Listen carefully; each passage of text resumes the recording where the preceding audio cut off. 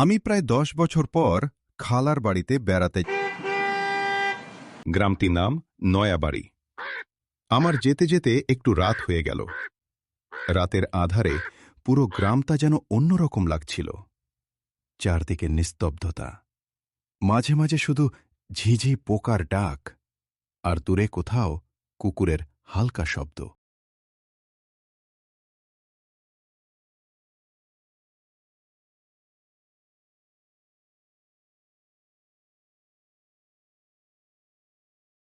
আমি ধীরে ধীরে গ্রামের ভেতর ঢুকলাম। কাঁচা রাস্তার পাশে বড় বড় গাছগুলো অন্ধকারে আরও ভয়ঙ্কর দেখাচ্ছিল। মনে হচ্ছিল যেন কেউ আমাকে চুপচাপ দেখে যাচ্ছে। নয়াবাড়ি গ্রামে যে নামাত্র ঢুকলাম, তখনই ঘটনাটা ঘটল। বাবা, আমি এখানে আছি। একা একা ভয় পেও না, আমি আছি। তোমাকে এগিয়ে নিতে এসেছি যেন তুমি ভয় না পাও। বাবা, তুমি কোথায় যাবে? আমি খালার বাড়ি যাচ্ছি। আমিও ওই দিকেই যাচ্ছি। তুমি আমার সাথে যেতে পারো? তাহলে তো ভালোই হবে। চলেন তাহলে। চাচা, আপনার নাম কি? আপনি কি কাজ করেন? আমার নাম সত্তার, খাঁ বাড়ির মানুষ। আমি এখানেই থাকি বেশিরভাগ সময়। চাচা এখানে থাকেন? এই বিষয়টা বুঝলাম না। বাবা, আজকে তোমার বাড়ির কাছে চলে এসেছি। আবার দেখা হলে না হয় তখন বলবো।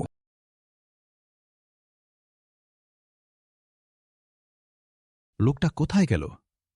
যাক, আমি বাড়িতে ঢুকে পড়ি। আজকে রবিনের আসার কথা। কি খবর বাবা? কেমন আছো? কতদিন পর খালার কথা মনে পড়ল। আসো, এখানে বসো।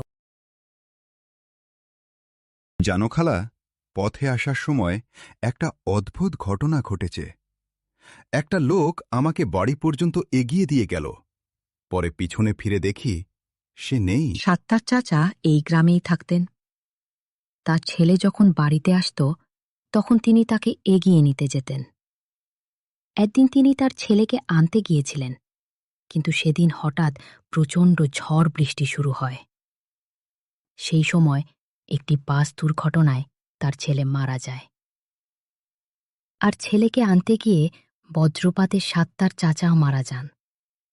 তাই এখনও তার আত্মা নাকি তার ছেলের মতো কাউকে দেখলে তাকে এগিয়ে নিতে আসে। তিনি কখনো কারো ক্ষতি করেন না, কাউকে ভয়ও দেখান না।